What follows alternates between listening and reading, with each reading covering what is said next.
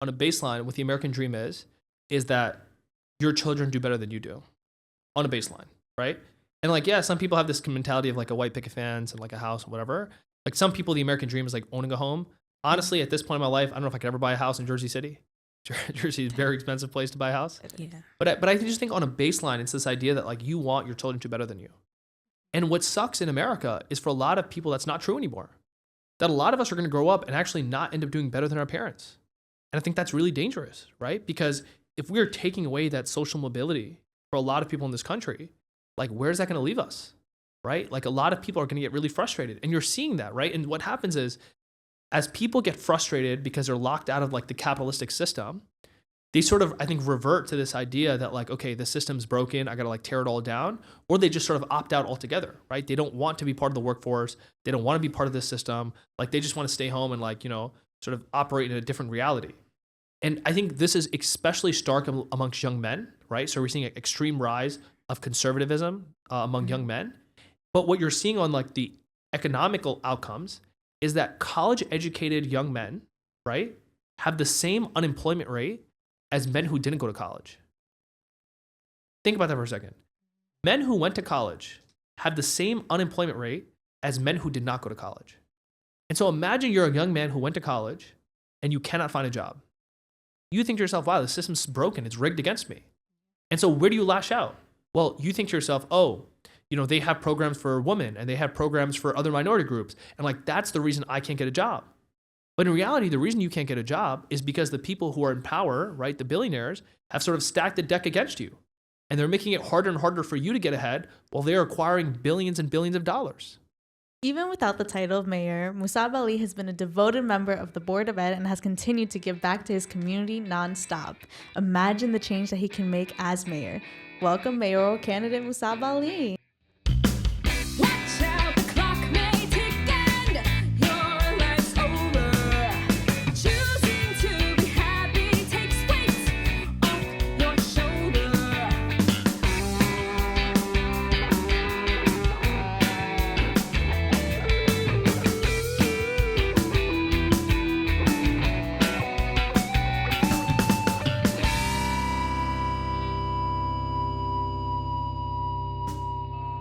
Thank you for having me. Welcome. Clap it up, clap it up. Thank you so much for joining us here today. Happy to be here. Yeah. What was your process like running for, while you're running for mayor? What is your process like? Because when we were talking before, you did say how you're busy these days. So how's it like? So basically I wake up around like 5:30, 6 o'clock. I try to, look at my phone. It's like, what is the calendar for today? Make sure I'm not missing anything. We usually go to a traffic location. So I'm at the PATH station or I'm at a bus stop or a light rail station, and I'm start handing out cards from like 7 to 9 a.m. 9 a.m. I usually try to have a coffee with a constituent, like a key interested member or key group. This morning I was actually talking to someone who just opened a brand new coffee shop in Jersey City. So I was like, got some free coffee, some matcha, tried it out. Perks of the job, people just hand you things. They're like, what do you think? You become All like a the local perks. influencer, right? Basically, yeah. And then went to my office, checked in on some stuff that we were doing, and then had like a lunch meeting. Had a couple of things that I had to do. Today's Friday, so I went to go pray at the local mosque. Gave a speech at the mosque, right? It's like encouraging people to get out to vote. And then I'm here, and then I have a gala to go to after. Oh. Then I have a briefing to go to after that. And then we have to get ready for tomorrow's events because tomorrow's a very busy day. It's a weekend. Weekends actually are worse than weekdays, believe it or not. I thought you would have a break since it's the weekend. Yeah, on the weekends. No, the weekends are the worst. In fact, I look forward to the weekend ending because I'm like, all right, thank God it's Monday. Wow. Less things to do now. Yeah. So different. I mean, wow, that's such a packed schedule just for all one day. I also wanted to ask you, what nonprofits are you involved in? Yeah, so I actually run my own nonprofit. I've been running this nonprofit for the last 7 years, which is called the Ali Leadership Institute.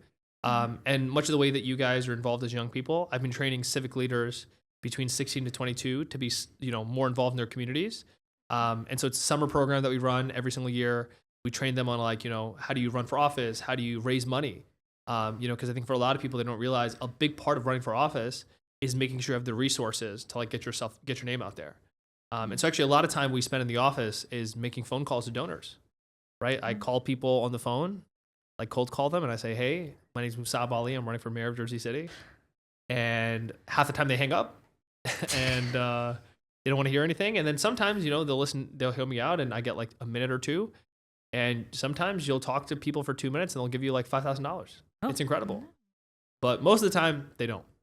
So you're like calling 100 people and then like maybe 1 out of 100, someone's like willing to give you a lot of money. And then, you know, you talk to a lot of smaller people as well and say, hey, will you give me $25, $50, that sort of thing.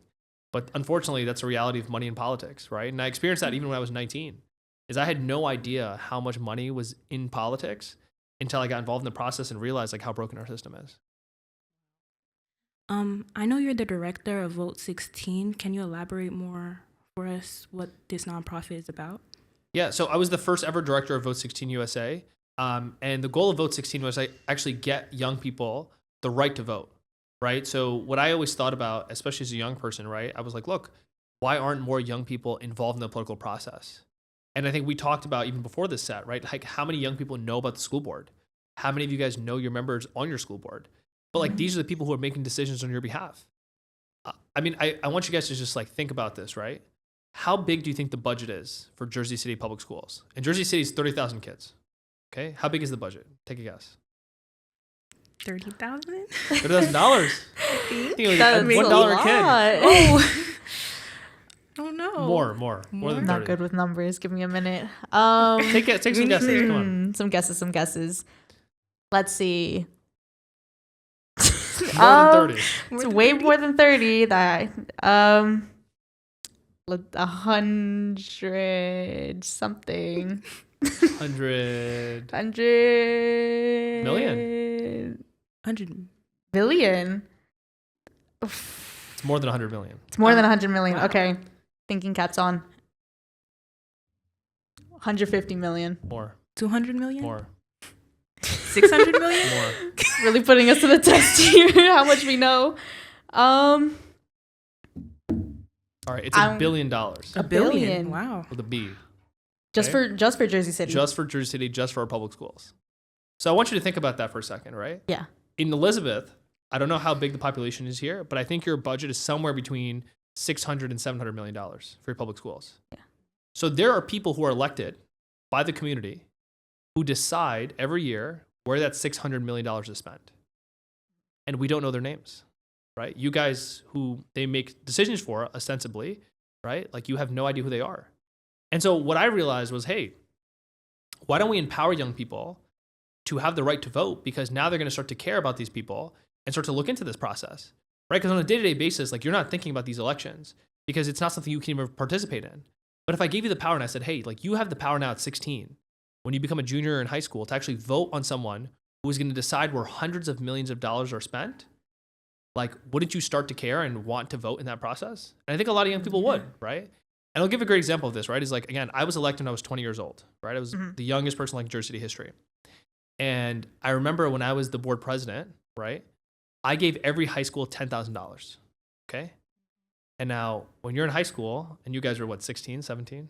17. Okay, 16, 17, yeah. Yeah. When you're in high school, you think $10,000 is a lot of money, right? Yeah. Definitely. Right? I can tell you it's not a lot of money. But I went to every high school, right? We had 8 high schools in Jersey City. I gave each of them $10,000. And I said, where do you want to spend this money? No strings attached. And, you know, the adults in the room were super skeptical, right? They were like, hey, like, you're going to give kids money. Like, they're going to spend it on field trips. They're going to want to go to Disney World. Or they're going to want to, like, buy a PS5. But every single high school in Jersey City, do you know what they said to me? Fix our bathrooms. Right? Think about that. They were like, hey, our bathroom stalls are broken. Our soap dispensers don't work. Right? Like, we don't have sinks that work.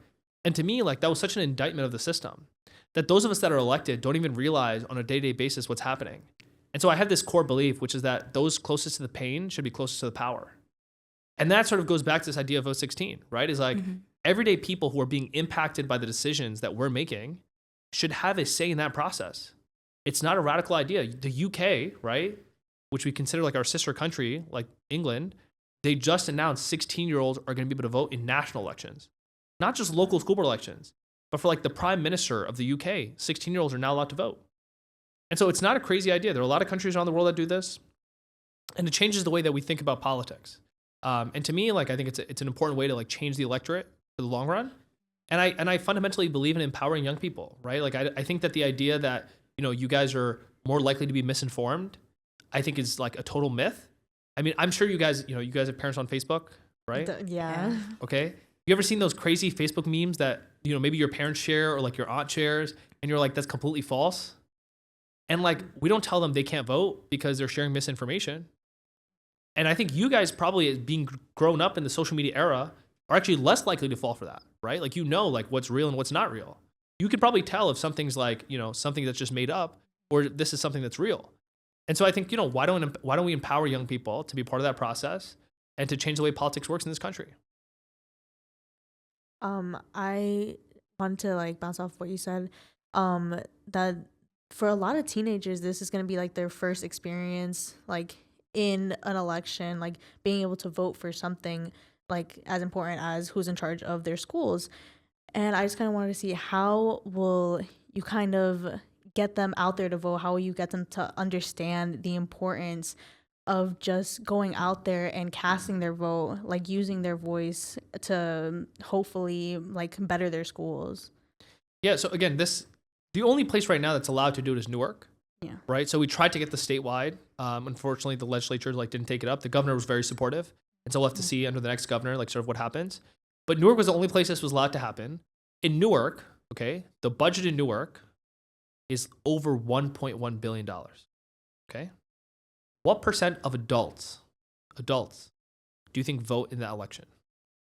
Very little. If What I'm percent? being honest. 36% maybe. 36%. Lower. 15. Lower. 5. Lower. 4. 3%. 3. That Oh my is goodness. insane. 3% of adults are voting in an election that determines where $1.1 billion is spent. Okay? So Newark, let's think about this critically for a second, right? If 97% of adults are not voting in an election, what is the message they're sending you? Do they think the election is important or not important? Not important, right? So then they allowed 16-year-olds to vote, and they didn't have a real process to like get them out to the polls and to encourage them to vote. And most adults were like, hey, this election doesn't really matter. And so young people voted at almost the same rate, actually a little bit higher. They voted at about 3.4%. And they were like, hey, this is a massive failure, right? Like, they allowed just 16-year-olds to vote. They're not voting in this election. But like, if I'm watching adults who are not voting, they don't care about this election, how are we then going to encourage young people to be involved in that process, right? Yeah. And I think a lot of this goes back to education. A lot of this goes back to like the incentive structure, right? So to me, I think you need to get young people to understand like what's at stake. Like, I wonder if I went to Newark public schools and I told these students like, hey, do you know there's $1.1 billion on the line? I feel like very few of them know that. But it's more than that, right? Which is that I think that when you have people who actually represent a certain kind of generation, right? Young people are more likely to get involved, right? If you saw someone who was running who was 19 years old, okay? Because the first time I ran for office, I was 19, by the way. Yeah. I lost that election. But if I was 19, I was running for office, and you were 16, you would think to yourself, you know what? That person might know a little bit more about my generation, my struggles, and what I'm dealing with.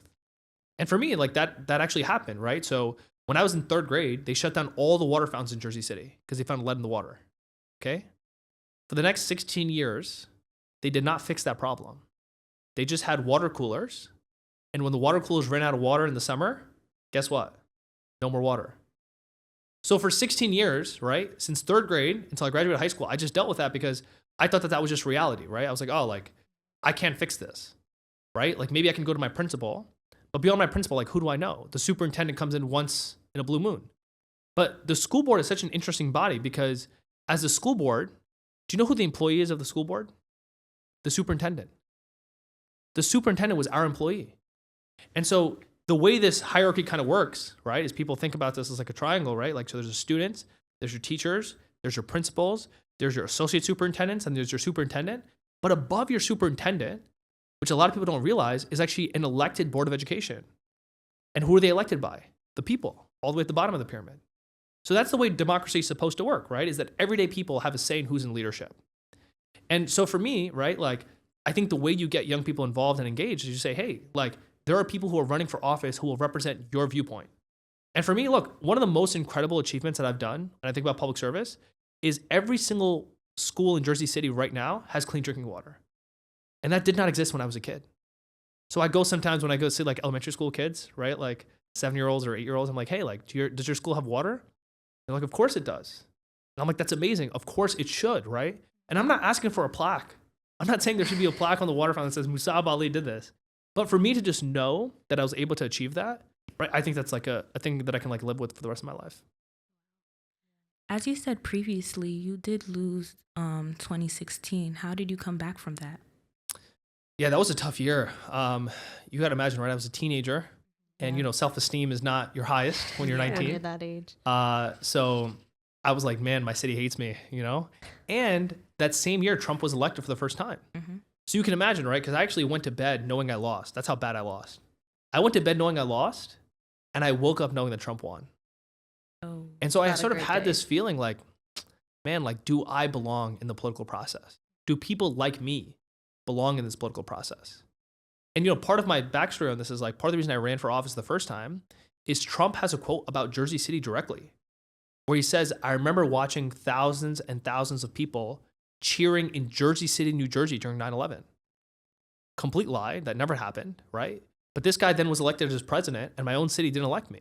So I sort of had this moment where I was like, you know what? Like, I'm done with this process. Like, I don't want to be involved. And I was like, you know what? Like, I tried politics. I'm not good at it. But something inside of me was like, you know what? I have to do something in 2017, right? I saw the way that our country was sort of moving. And I ran again. And in 2017, I ran for a 1-year term. The guy I was running against was a 2-tour veteran, right? He was a VP at a bank. He was in his mid-40s. My resume was 20-year-old college kid. We won that election 9,388 to 9,320. 68 votes. Talk about every single vote counts. Like, that was the difference. And that sort of like, you know, put me on this trajectory to like continue to be involved in public service and, you know, to be where I am today. every vote does really count. Yeah. Like, Yeah, it does matter is going out there and voting for who you believe should be in power. I kind of wanted to ask you, knowing that you are Muslim and everything, have you have you faced any pushback from other people because of your religion and like because of you being from Pakistan, being a man of color? Oh, 100%. I think like Twitter is probably the worst. Sometimes on Twitter, like you get some crazy comments of people who say like horrible things. But I try to always remind myself, right? Like, you know, when you are breaking glass ceilings, right? When you're the first to do something, like people are always going to push back, right? Because the people who are in power, like they don't necessarily like someone different being in power. But to me, I always remind myself, like, look, I'm not fighting, you know, just for myself. I'm fighting for a movement, right? And this is a movement that talks about, you know, a multiracial working class, like allowing them to be in positions of power. My parents are both union workers, right? Like I don't come from like a extremely wealthy family. My mom's a teacher and my dad's been a postal worker, and they've both been working union jobs for the last 20 something years. So to me, right, to be in this position, to even have the privilege of running for mayor of Jersey City, like that to me is something I couldn't even imagine as a kid, right? If someone told me when I was 16, hey, there's going to be this 28-year-old Muslim guy who's going to be running to be the mayor of Jersey City and he has a shot at winning, I wouldn't have believed them. I'd be like, that's not possible in this country. But I think that that is what's changed, right? And like that is what I'm fighting to change. So the next generation can look at what we've done and say, you know what? I can dream bigger today than I did last night because of what I see in the world. did you always have this type of mindset? Like you have such a positive mindset on everything. Did you always have it? That's an interesting question. I don't know if it was always positive. I do think that I've always been kind of relentless, and I've always been like, if there's something that I really want, like I continue to push and push, even if I think it's impossible. And look, I think in my life there's a bunch of different obstacles that I faced where sometimes there were things that where I look back and I'm like, man, I'm a little crazy, you know, like I pulled it off. But I think that just comes from, you know, the kind of person that I am, the kind of way that I was raised, and the way that I approach obstacles, right? Which is like, I don't see obstacles as something that's going to stop me, right? I see it as something that like, if it's in my way, like we will find a way around it. We'll find a way to get through it. I know your family came to Jersey City. You guys immigrated here in 2000. Could you tell us a bit about how you and your family just adapted to this new environment, adapted to living in Jersey City now? Yeah, my parents, when they came here in 2000, you know, they came here in search of, you know, the American dream, right? Like they wanted us to have a better education than they did. They were looking for better jobs, right? So my mom started working as a teacher pretty quickly. My dad, his first job actually was at Newark Airport, right? So September 2000, we came here. 1 year anniversary was 9/11. So September 11th, he has a job. September 12th, he lost his job because he had the most common name in the world, Muhammad. They literally just like sent him home. They were like, hey, like, don't come back. That's insane. Yeah, but like, for my parents, I mean, I give them a lot of credit, right? Like as immigrants, right? They were like, look, like we're going to find a way through this. We're going to continue to push really hard. And like, for a lot of it, like did not make us feel like we were different, right? And I think Jersey City is such an incredible place. Like it's the most diverse city in America. Like you have people from all different backgrounds who come there. And the city's been supportive of me in so many ways, right? Like I just think I'm forever grateful for having grown up there. But I think like, for my parents, I think it was a little bit tougher, but they just didn't sort of share that with us, right? They didn't like dump that trauma on us. They sort of allowed us to grow in our own way and experience Jersey City in sort of our own capacity. Do you think your parents pushing that much and trying so hard to shield you from all that help kind of make that positive mindset in you, that fighting power that I see right now? I think what my parents really did for me is they showed me that, you can be different, but if you are honest and you work really hard and you have good intentions, the world will reward you, right? And I think the best experience for me in terms of like my own resilience, right, was like the cancer diagnosis that I had, right? So when I was 23, I'm like gonna frame this up for you guys, right? So timeline here. Yeah. So I'm elected when I was 20, right?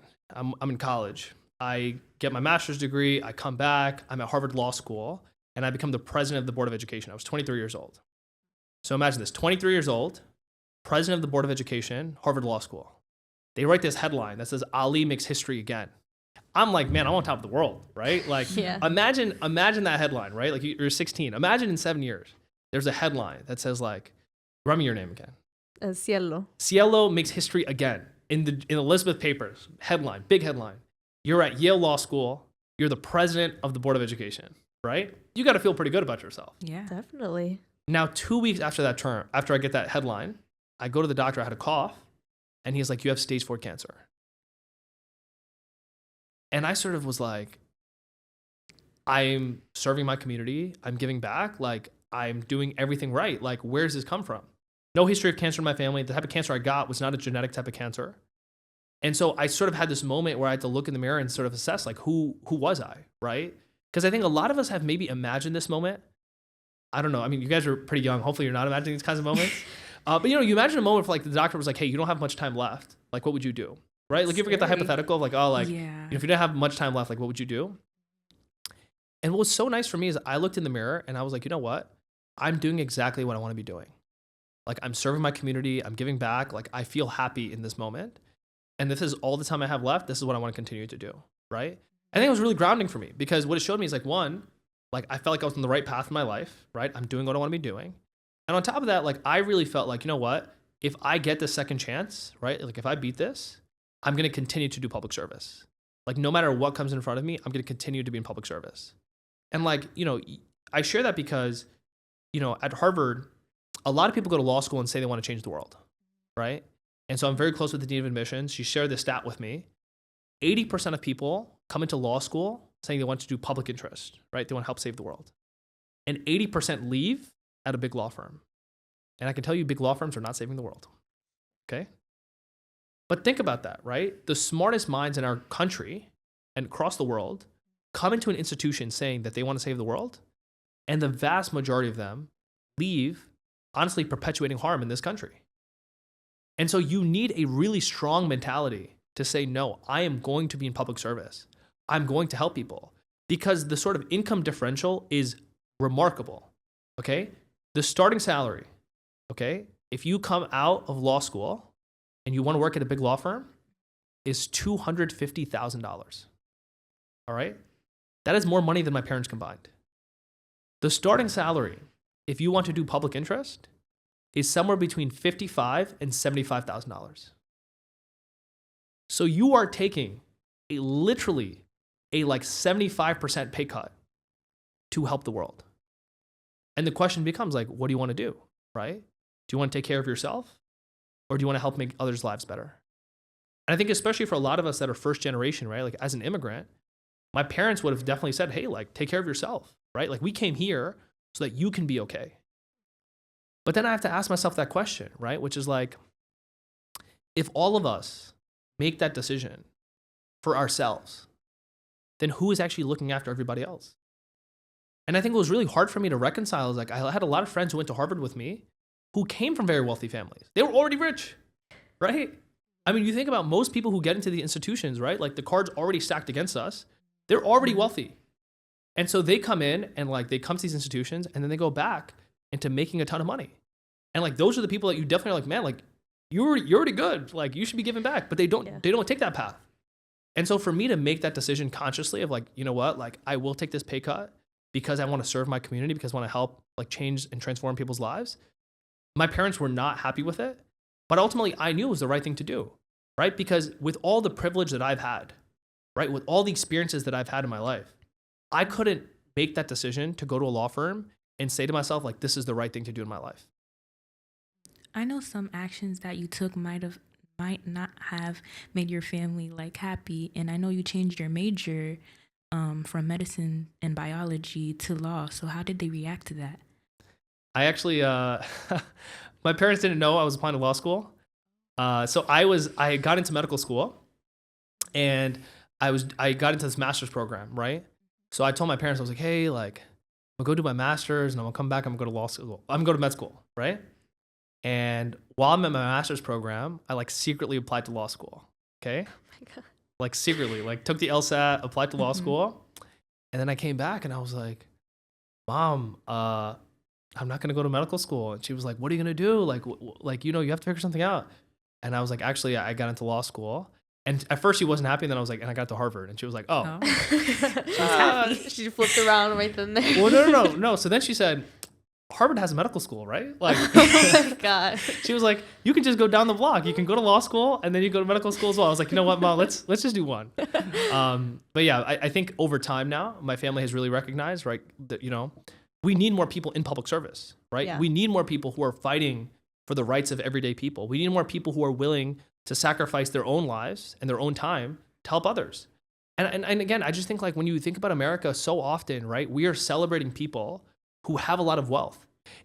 There's this idea really bothers me, which is that, you know, I've met a lot of really smart people, right? I've been in a lot of rooms with like very, very intelligent people.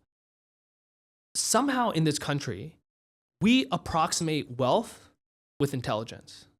If someone's a billionaire, right? If I say that someone's a billionaire who said something, you automatically assume that person is smart because they're a billionaire. And I should listen to them because they're a billionaire. And because they're a billionaire, they might have the right ideas of what to do. And I think that that's just a really messed up way to think about society, right? Because it's not necessary that the smartest people are making the most money. And in fact, you should be encouraging the smartest people in your society to not be pursuing, you know, the accumulation of wealth and capital, but to actually be thinking about how can we improve the lives of everyday people. But the way that our country has sort of like, you know, leveraged our incentives, all of us in this room are like, hey, if someone's a billionaire, like we automatically think like, this is someone I want to be like. This is someone who has access. This is someone who like has the right ideas. Even though listen, I'll be honest, I've been lucky enough to meet a bunch of billionaires, and some of them are not very bright, and a lot of them have very crazy ideas, right? I mean, look at the guy who's in the White House. He's a billionaire. But like, can we say like, oh, that means that he's smart and that he understands his country and that he has the right ideas? And I think that sort of like way that we perceive society has really bothered me. And so sometimes I'm like, man, like I love this public service thing, but like the fact that people just think about money as like the end all be all in this society, I think is a lot to do with like what's wrong with our public service system. And it's a very honorable thing that you go into. You didn't chase after the money after graduating. You went into public service. I kind of wanted to circle back, and I saw on your website you mentioned a lot about the American dream. And even earlier you mentioned it. I just wanted to ask, what is the American dream to you? Could you describe your idea of the American dream? I think on a baseline, what the American dream is that your children do better than you do. On a baseline, right? And like, yeah, some people have this mentality of like a white picket fence and like a house and whatever.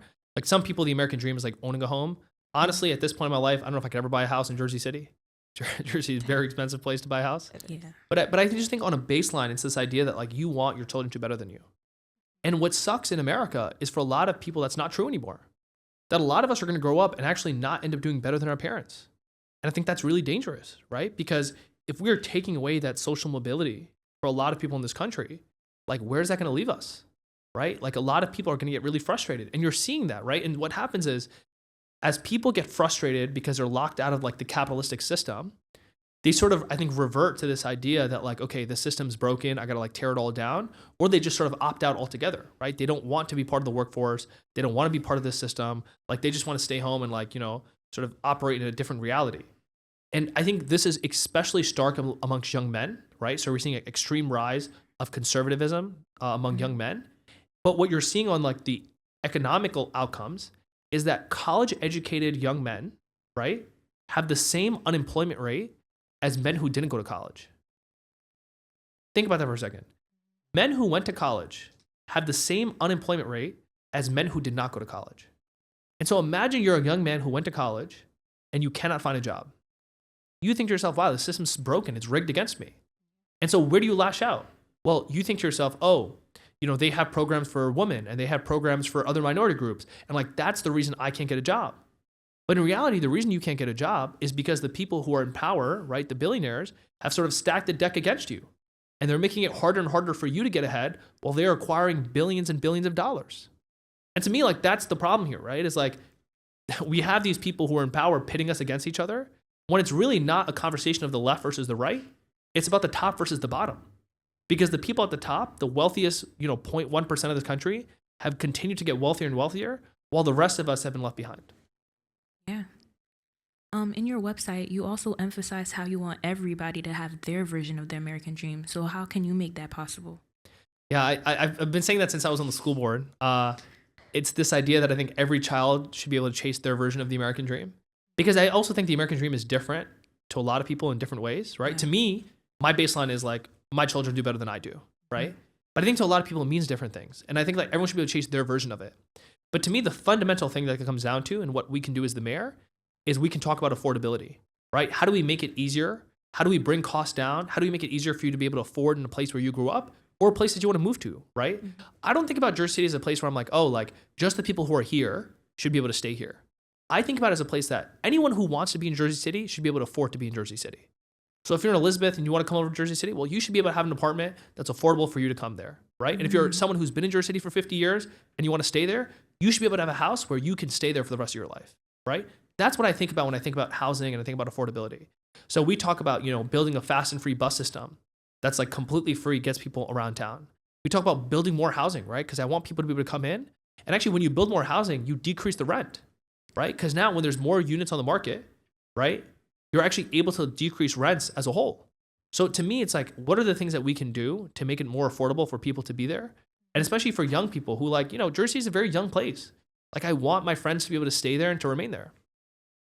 The housing crisis in Jersey City has been honestly insane. The rent just keeps going up, and affordability is a big problem there. I just kind of wanted to ask you, what are some other ways other than building more housing? What other ways do you plan on helping the housing crisis there? Yeah, so there's two other really big things that we're working on. One is enforcing rent control. So a lot of people don't know this. Jersey City has a rent control ordinance already in place, but it hasn't been enforced. And we calculated that people have lost out on over $51 million because of a lack of enforcement of this rent control. Think about that, $51 million that they should have in their pockets that have gone to landlords or slumlords who haven't been enforcing this rent control ordinance, right? The other thing is we talk about this thing about building a land bank.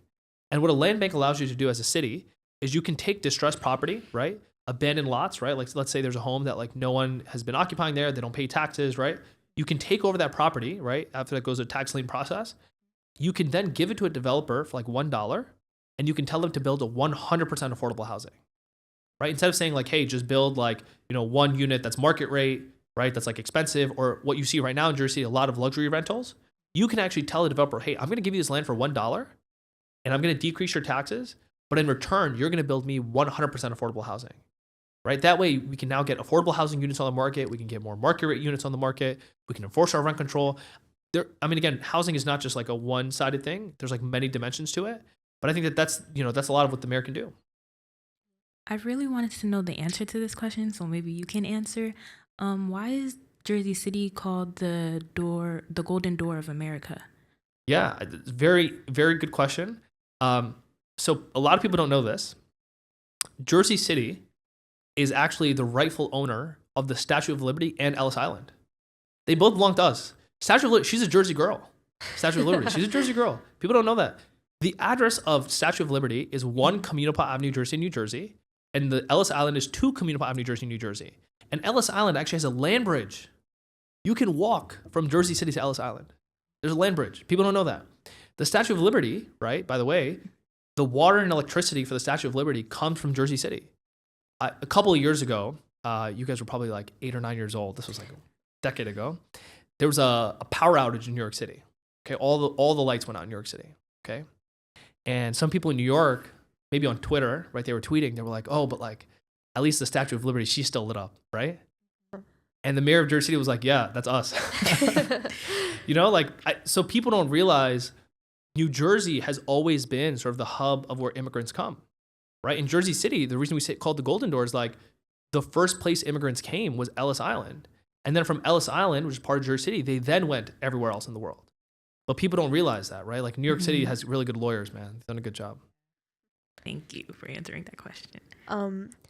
Our theme for this program this year is Democracy Takes Courage. I wanted you to let us know just kind of how you found the courage to go into your public service work. How did you find the courage and motivation to keep going through all these years, even after, the 2016 loss, your battle with cancer? Like where did you find that courage to continue? Look, I would say, it'd be easier for me to say like, oh, I just have something within me that just makes me different, right? Just built different. I think the reality is courage is addictive, right? Which is like when you see other people step up and are willing to sacrifice, it makes you more willing to like step out and do something on your own. And I say that because there are leaders that I look up to who have done some incredible things at very young ages, right? Michael Tubbs is a great example. Michael Tubbs was the mayor of Stockton, California when he was 26 years old. Stockton, by the way, is about 300,000 people, same size as Jersey City. He was 26 and he was the mayor, right? And his story is incredible. He has a really incredible book called Deeper the Roots. Highly recommend it to people. But I have just seen so many people, as you read more and more history, like young people who stepped up and like took on a challenge and said, you know what, I can change something in my society. That like I am not too young to be able to make a difference. And to me, like, when I got into office, especially, right? Like once I started to realize like, wait, I can actually fix the water fountains. I can increase minimum wage for teachers. I can cancel student lunch debt. I can have participatory budgeting for our students. Once I realized that we could do all those things, I said, you know what, like, why not me, right? Like, why not continue to be in a position to sort of give back to my community? And as long as the people of Jersey City are willing to give me that opportunity, I will take it. Now, look, if people of Jersey City don't give me the opportunity, you also have to be okay with that. Like, I'm not someone who's like, oh, I have to be in power. But, I think we represent a different vision for the city. I think we represent an idea of affordability. I think we represent something different. And we'll have to see in November how that works out. One of the quotes you said prior, I don't really know it word for word, but it was like the ones closest to pain should be the ones like in power. That kind of coincides with our theme, Democracy Takes Courage. Yeah, those closest to the pain should be closest to the power. And look, I think this idea that democracy takes courage, I mean, it's a great theme because I think right now, especially, right? There's I'm trying to think of who said this quote. I think it might have been FDR, and it's bothering me that I don't remember who it was. But, he says this quote where he basically says like, people traded democracy, right? Like when you think about authoritarian regimes and how they like prop up, people trade democracy, right? When they feel like democracy isn't working for them, right? And they feel like they're not being fed. So like if you don't have food on your table and someone says to you, if you put me in power forever, I will get food on your table. You are sometimes willing to do that because you're saying, listen, as long as I'm being fed, like I will give away this right to vote because it's not working for me anyway. But I think we have to have the courage to say, you know what? No, like even when things are hard, we still believe in this system that's going to allow all of our rights to be represented. And I think that we're seeing that being eroded right now. And you're seeing a lot of people like transitioning out from the democratic process, right? Not voting, not wanting to be involved in this process, being willing to cede their rights because they're saying, you know what, like system's not working for me anyway. Let's just have one guy in charge and that person will take care of me. But what we've seen over and over again, right, is like that is how authoritarianism like rises. Right? It's like people are trading basically their right to vote for bread on their tables. And I think it takes courage to say, no, you know what, like we're going to continue to fight and we can have a system where we can elect the people who are fighting for everyday people. Because again, I think working class people have been screwed over and over and over again. And this happens on both sides of the political aisle, right? Like people talk about, hey, I'm going to help everyday people. And they get into office and suddenly like, you know, you're like, who are you representing? Like, why are you making these decisions? So even in our campaign, for instance, right? We don't take any corporate PAC money. So if you're a corporation, we don't take money from you. If you are, you know, a donor who has a contract with the city, we don't take any money from you, right? Because to me, like that's a conflict of interest. Like let's imagine, right? Remember I told you there's $1 billion that the school board has in charge of, right? So there's plumbing contracts and engineering contract, law firms. So let's say I gave you a contract as a law firm for $100,000. And then you gave me back $20,000 in my campaign. In any other country, that'd be bribery, right? You'd be like, that's not okay. Like you gave him a contract and then he gave you money. Like that doesn't sound right. But in New Jersey, it's allowed. But we specifically have said, if you have a city contract, do not donate to our campaign. We will refund your contribution because it is not okay to have pay to play contributions, right? You're paying in order to like be a part of this political process. But that's how we keep our independence, right? And to me, like my independence is worth more than any donation. I don't care how much money you're willing to give me. If I feel like that's taking away my independence, I don't want your money. Would you like to kind of share what your future plan for Jersey City is? Where do you see Jersey City going under you being mayor? Yeah, I think under our administration, I see Jersey City sort of becoming a place where everyone can call it home, right? It's a place that's affordable. It's a place that's safe. It's a place where people can raise their families. Right now, there are so many people who do not see Jersey City as a place for the long-term future. They see it as a place that's incredible, that they want to stay in, but they can't afford to be there anymore. And so we want to, you know, build more housing so people can stay there. We want to make it affordable for people to have transportation so they can get around. We want to have an incredible school system so people feel confident in sending their kids there, right? To me, like Jersey City has so much potential and we just have to invest in making that potential possible. What's, I think, incredible about our campaign is I think I'm the only candidate that can talk to two parts of Jersey City, right? Which is that there's a whole new side of Jersey City that's come in, like younger people who are well educated, and there are people that have been there for a very long time. And I can say to the longtime residents, look, I've been here for 25 years. And I can say to the newcomers, like, hey, I'm a young person who's well educated. I understand your world. And now how do we bring these worlds together, right? And I think that's the secret, right? I think a lot of places, there's the haves and the have-nots, and they operate in silos, right? They don't really like intermingle. They don't mix together. And I think that's what we're seeing right now in Jersey City. People call it a tale of two cities. If you go to Jersey City today, you see a downtown, right? And you see these massive skyscrapers. And then you think of other parts of Jersey and you're like, how is this the same town, right? There feels like there's a disparity of resources. And so to me, right, like Jersey City, we're the home of Ellis Island. We've never been afraid of new people coming in. But the people who are there right now feel like the wealth that's being created is not being shared with them. And I think we have to change that. We have to make sure that all boats rise, that everyone feels a part of the process that's happening, that everyone is benefiting from the economic development that's taking place in Jersey City. And that's the kind of city that I want to call home. Make sure everyone is this big community, bring in Jersey City together. I think with that, we're ready to wrap up our podcast. Thank you so much for coming in and speaking to us. Yeah, thank you guys for having me. Right.